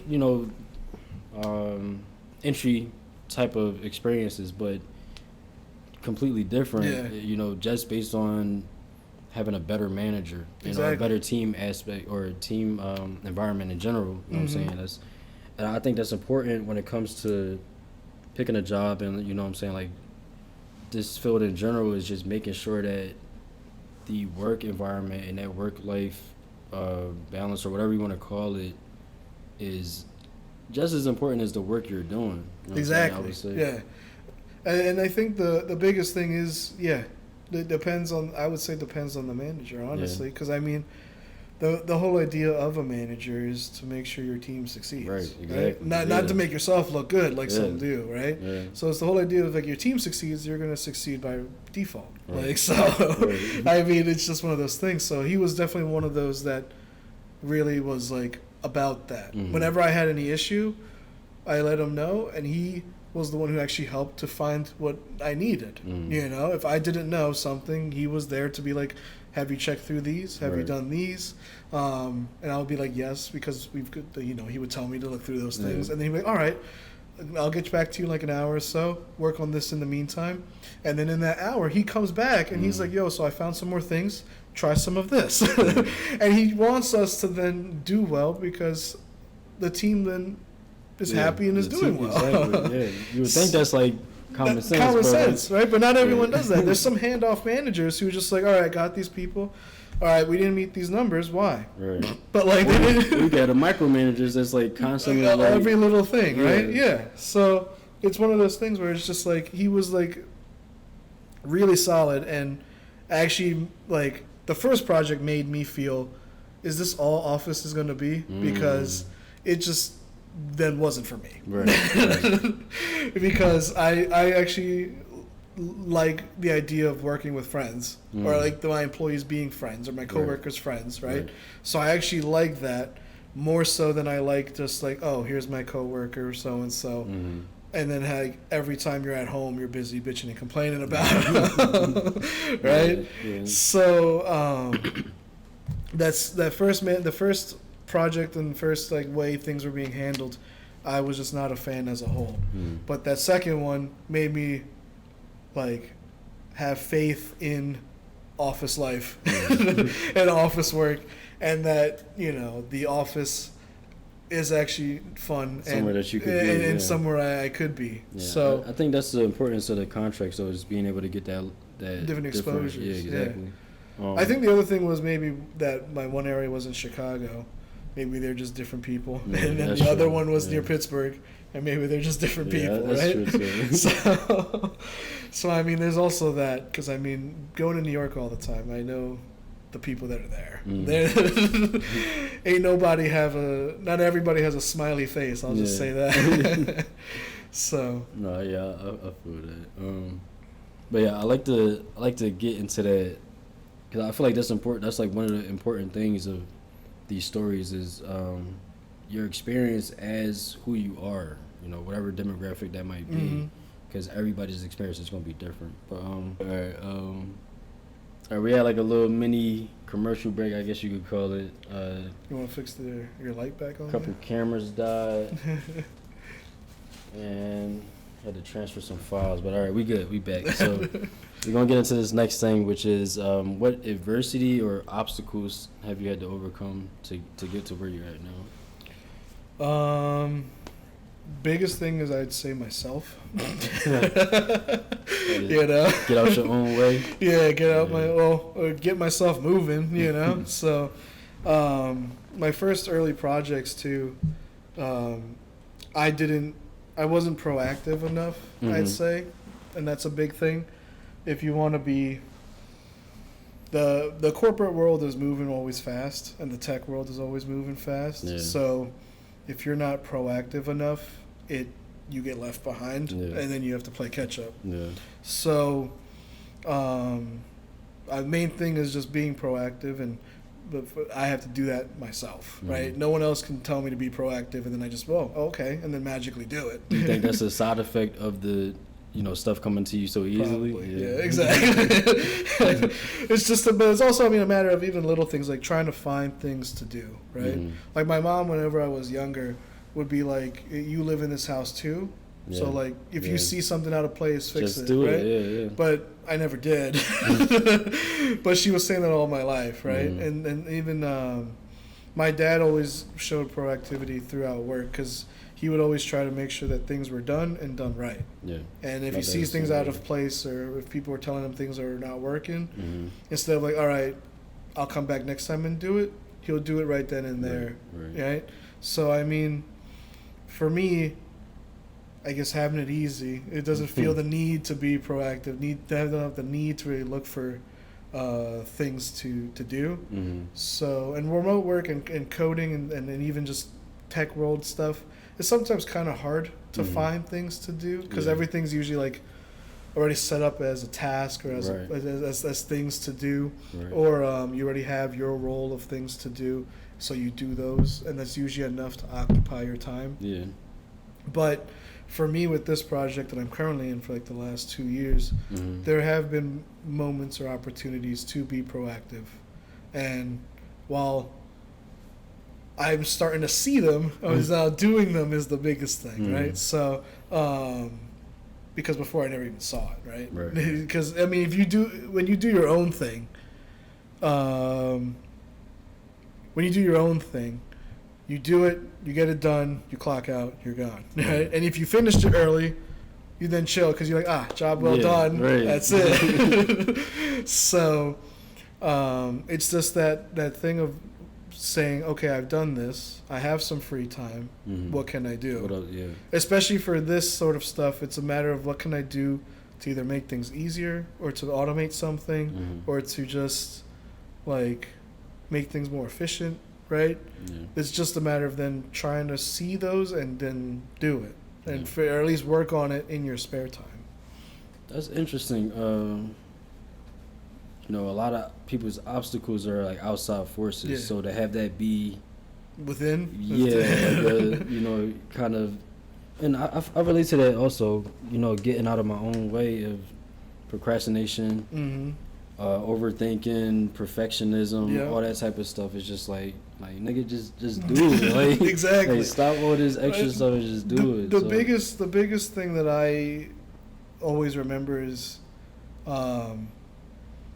that I have to keep reminding myself is that, especially from the perspective, the perfectionism thing, because when I want something done, I always try to do it so it's perfect and it's good and everyone's like happy about it and this, that, the other, right? But what your view of it, you will see all the like, flaws, exactly, but not everyone else is going to see any of that, right? And not everyone else is going to pick that out. Like nobody's looking as much as you are, right? Because you're stuck with it, right? Like the biggest thing that reminds me is my brother. He does violin in the orchestra and stuff, and when he has to do like a solo performance, he always feels like so much anxiety or fear because of it. But because he's like, but what if I mess up? You know, you have to remind him that like, no one knows that you messed up. And only you know. Only you know. Like, so as long as you don't make a big deal out of it, and you don't go like make some face or anything, you just continue doing your thing. Exactly. Everyone's gonna be like, "Wow, beautiful," and that's it. Ain't nobody gonna like harp on that. No one's gonna continue that moment because that's only great you advice. know, right? That's great advice. So it's the same thing for me as well. When I have to know when to step back and be like, "This is it." Right? Yeah. And because if not, you'll keep toying with it, keep trying to change things up, keep trying to do something different, right? And it's never going to be 100%. Right. That's how I was with the music at some point, or at certain points, you know, like, it's a little sound here, it's this thing, or like even with this type of stuff, it's like, bro, nobody is looking and picking stuff apart as much as you are. You're going to be your own toughest critic.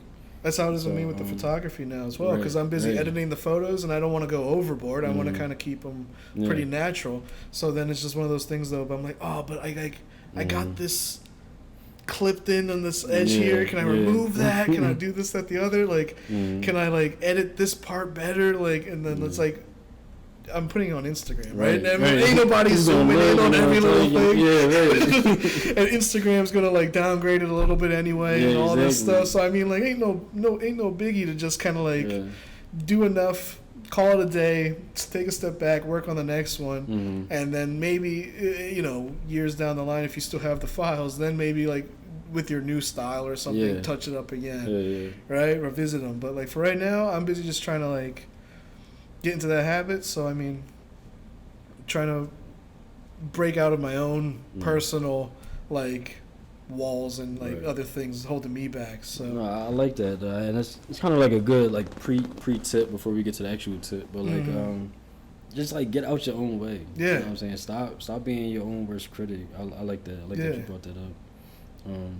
But all right, so now we could get into where you see yourself going.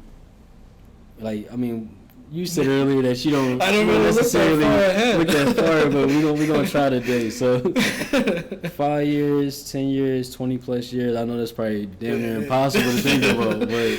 Bro, where do you kind of see yourself going? Like, you know, still working with your dad, still doing like, you know, the type of job you're doing, or do you see yourself branching out on your own, going more into photography? Like, where do you see yourself going?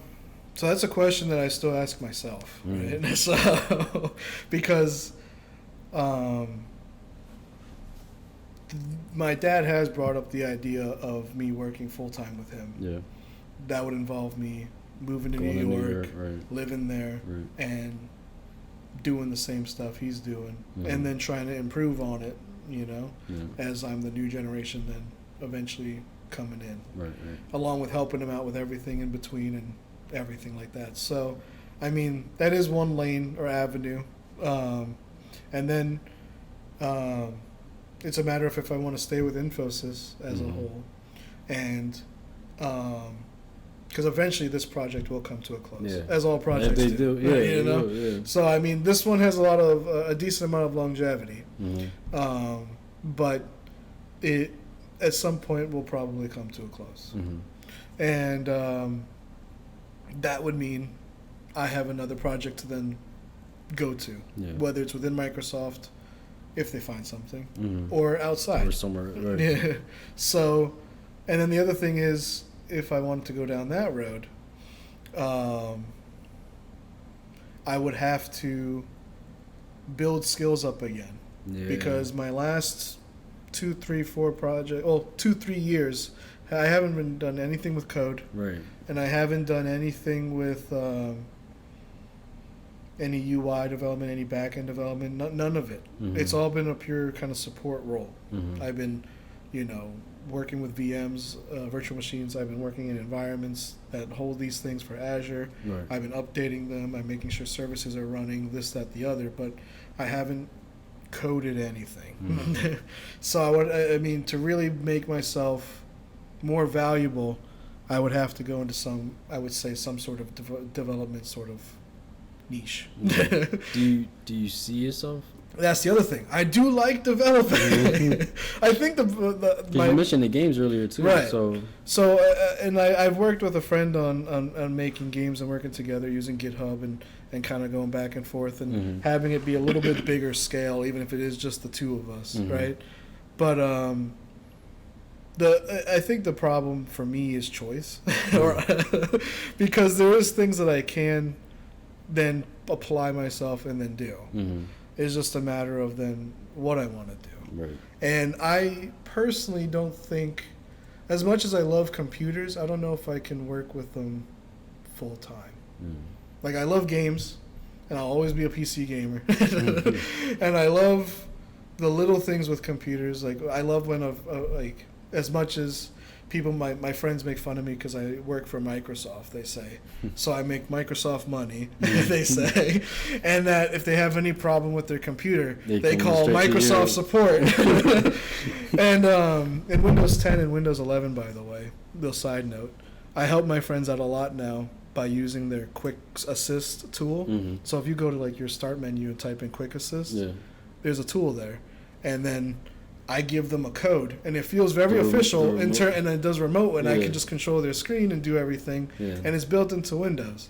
So it feels very official. So they're like, Josh, I need a code. this is not working, and I like doing that. I like helping, and I like doing support work, honestly, because at the end of it, a person's happy because things are working. Right.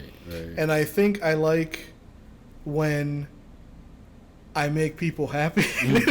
As weird as that sounds, I don't want to say I'm a people pleaser, right? But like, I like when people are happy, and I think, for me, I do think in sales might be a way, because when people are buying something, they're happy. And I think the biggest sale that you can do, where people are happy for the longest, is usually a car or a house. and I think I want to probably go into real estate. I can definitely see you doing that. Yeah. So, and I do like networking. I do like talking with people. I do like trying to, like, you know, figure out what people like and don't like, and then trying to, the idea of then getting them what they want, that they're going to then live in for the rest of their life with one of the biggest purchases they're ever going to make, I think would be very gratifying.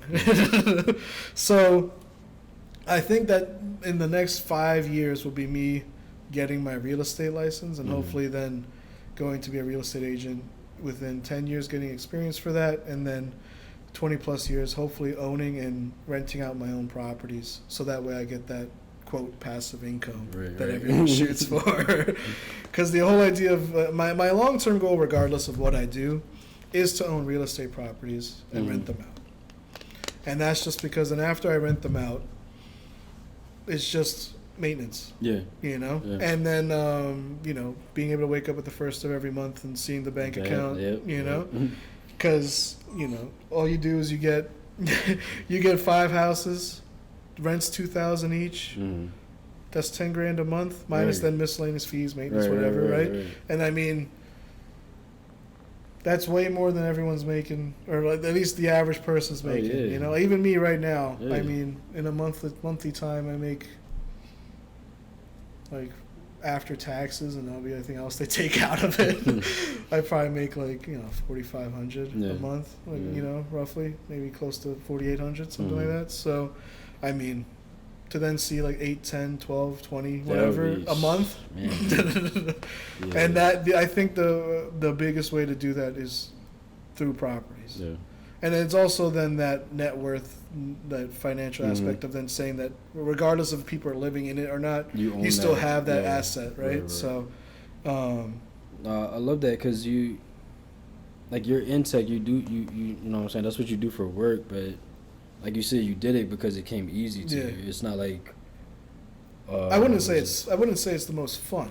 Right. It's not like or maybe even like might not even be a passion. But being able to find something that, you know, you like talking, you like selling, you like, you know, helping people and seeing people happy, and combining those things and finding a passion. I love stuff like that. Yeah, and the only way I was able to do that is by dabbling in every little thing, right? You know, like I watch probably an unhealthy amount of YouTube, and I mean, YouTube does give that most, I would say, the most realist, like, view of somebody. I would say, not the giant channels, right? Those kind of have a persona, do their own thing. Like right now, this is probably the realist for someone new coming in, right?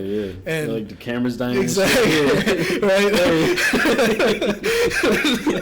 but you know, the main person, the head person, you is right now like your realist point. You know, before you grow huge and get your own persona and kind of like you see what works and stick with it, right? So I love seeing those like 10K, 15K, 20K subscriber people who are doing vlogs or doing this, that, the other, or doing a day in the life or this, that, the other, and then going through their experiences in real time. Because I've seen videos where people are real estate agents. They'll, like, you know, they do their first, like, the POV cam, and they go and they grab their coffee. They go, they sit down at their agency. They, you know, do these things. They go to their open house that they got set up. All this sort of stuff. And then, but I do that with everything. I've done it for people who are into wood cutting. I've done it for nail techs. I've done it for hair tech. Like, I've done it for everything. So I think it also helps to then give me something to talk about with people. Because I can then see that, and then if someone says that there's something, I know and love something and can contribute, versus kind of sitting there and just going, oh, cool.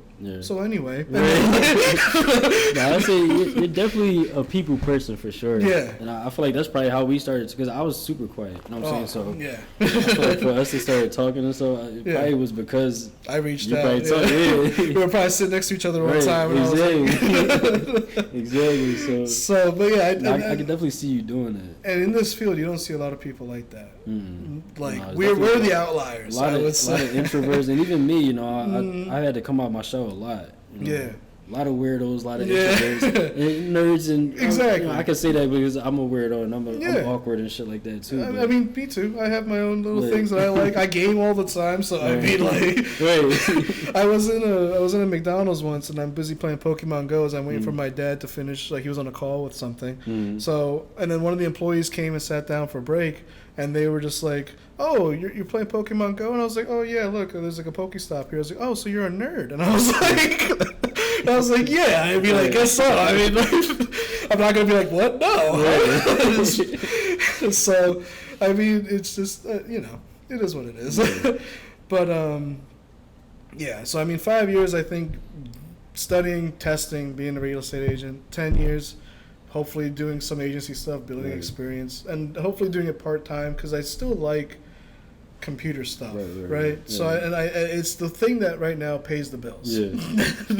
So I want to make sure I stay with it, I'm solid with it, and who knows, I can use technology, use whatever to help me for real estate agency stuff. Yep. So I mean, the photography is also going to help because I can take pictures of buildings, take pictures of rooms, edit them nice. So I mean, like, all of it kind of is working towards that at the moment.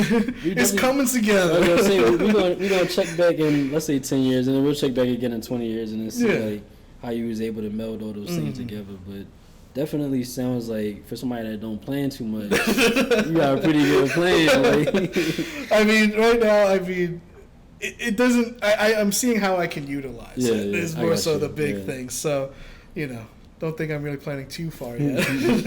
No, that's good. I love that. I love those, those obtainable dreams. You know what I'm saying? Like, I love stuff like that. So, all right. You kind of gave a little tip earlier as far as, getting out your own way, but what tips, like maybe you could combine these two, like tips or, additional things that you want people to know, final words type of thing. If you want to expand on what you talked about before, So yeah, biggest thing would be get out of your own shell, get and then break your own barriers, your own things holding you back, because for me that's been the biggest thing, the biggest thing. Take the time. I would say personally, because I've done it, is take the time to just sit with yourself and be critical of yourself. You are your harshest critic, right? So it's okay. You're in your own. At the end of the day, you could just stop if you feel like it's too bad, right? But be your own critic and see what your strengths are, what your weaknesses are, and see how you can build on those weaknesses. For me, it was being too lazy, and even still, I'm lazy, right? I mean, I could be doing more. Right, as everyone could be doing more. Like, oh, I don't have enough hours in the day, but you do. You do. 1 hour less watching TV, the new show, Netflix, right? Yeah. 1 less hour playing games, one less hour of sleep because maybe you did 9-10 hours. We could be still have 7 or 8. Right. You could go to the gym every day. You could be active. You could do your work. You could go still do groceries and do everything yourself. So be critical of yourself and be real. Try and be as real as possible. You might have your own bias because you like yourself, but be real, and then just work on it. Pick one thing and work on it, and then go on from there. It doesn't have to be, again, one of them is perfectionism. I think there's a level of moment where you should stop and stuff, and maybe you'll be a critic and work on one thing too far and overcorrect, but just enough to where you can reasonably say that it's not a weakness anymore and more just a neutral at least. And that way you'll be more well-rounded as a person. A lot of people are, especially in work-related stuff like office work and stuff, they sometimes feel like they'll come across as weird if they talk to somebody and they kind of keep to themselves because of it. So they go with the people they know, and that's it. Yeah. But sometimes, go to the other random desk and talk to somebody else. Or if you see someone grabbing water at the water cooler with their Yeti bottle and they're just sitting there for 8 years before you grab a sip, talk with them and, find something on them, give them a genuine compliment, and then, that can help break out of your shell as an extrovert more. little things like that, just to like whatever you see as a weakness, you can Right. turn it around. It's not hard. It just takes time and takes dedication to at least being real with yourself. Right, because right. you know, a lot of people also then will be like, oh, I am an extrovert. I go Yeah. outside all the time. But Yeah. like, you know, if you're real with it, you go outside, but do you talk to anybody? Mhm. Does anyone talk to you? Right. Like, you know, little things like that. So I think that's the biggest thing, because then once you work on yourself, everything else becomes Fall in easy. place, for sure. Nah, So- that's great advice, because you mentioned the gym. You Yeah. and we've been on our gym stuff lately. Yeah. So one thing I've been big on is just holding myself accountable. So it's like today I didn't go to the gym, Mhm. and tomorrow I have another interview, so I'm not going to the gym tomorrow. But I know that Friday I'm going to do my today workout, my Wednesday workout. Saturday I'm going to do my Thursday, however I Yeah. got to do it. Mhm. But just holding yourself accountable.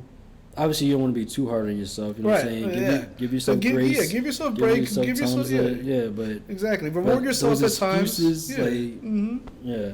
Yeah, like that's the big thing. Like for me, I mean, when I was younger, I mean, talking with random people, you know, they always told you when you were a kid, obviously, stranger danger, all that stuff, right? But I mean, with other kids at least, obviously. So I mean, if I talking with other people, I mean, wasn't always the easiest thing. I was an only child, so I kept to myself. You know, my mom whipped me into shape, and I was a nice, quiet kid.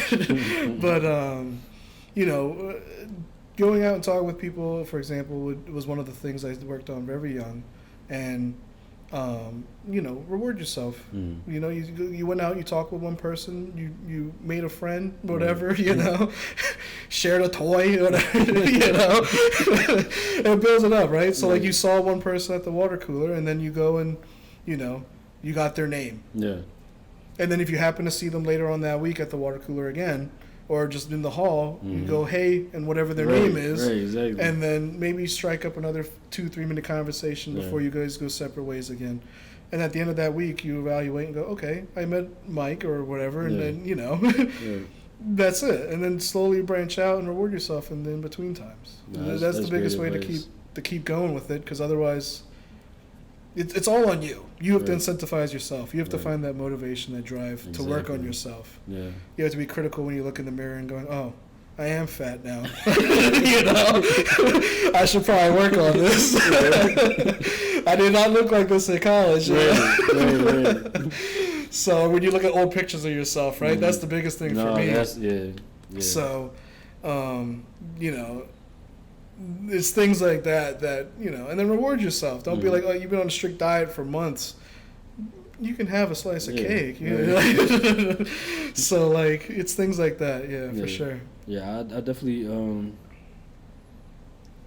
try to hold myself accountable, but also be realistic. So, you know, I don't be super strict on myself, but also, you know, like I said, give yourself grace. And it's a constant.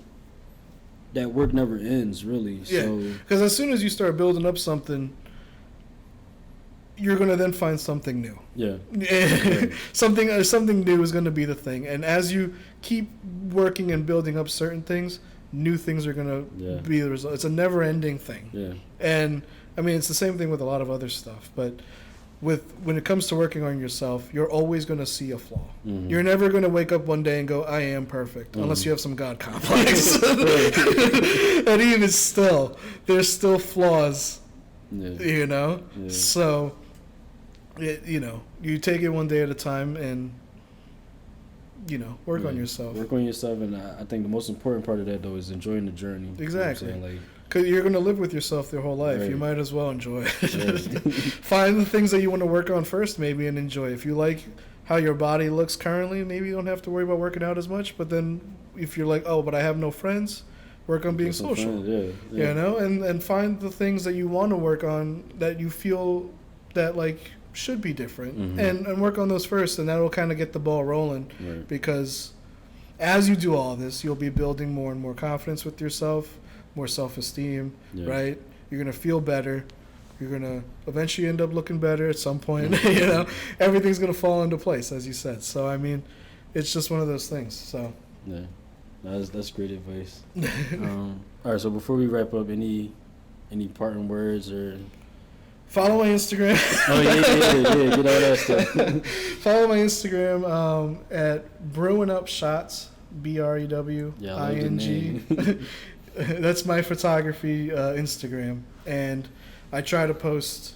I have to learn how to do reels, but because I mean it's not as easy as it is for you, I guess, where you just take a clip and then just make it a reel. Just cut it up, yeah. Right, but for me, I have to like try and get pictures, match it with it, or maybe once I get better, I can do like photography tutorials or something. Oh, that would be great. Yeah, but for right now, I try and post a picture or a group of pictures of that I'm doing in the moments that I'm going. Like yesterday, I was in Philly, so those are going to start coming up in the next couple of days. So I try to post at least once a day or once every other day. So when I get back home, I'm going to be posting one now. I didn't post one. So yeah. So all right. Yeah. Follow him on it. You said Brewing Up Shots, right? Brewing Up Shots. Shots. I love that name. But yeah, bro. I appreciate you coming out, taking the time to do this, John, again, because you didn't do it before. This was great. Definitely way better in person. You know, it's just a whole different environment. You know what I'm saying? Like, are you gonna redo all of them in person? Because not all. Some people are kind of far, but like the ones I can do, I probably would definitely redo in person. But you can definitely convince probably Kevin to come out. Kevin to come out. Yeah. If he does come out, let me know. All right. You know? Say no more. Yeah. Right. So all right. So thank you. We're just gonna wrap up here. That's been another episode of the My Tech Story interview series. That's it. Y'all be safe.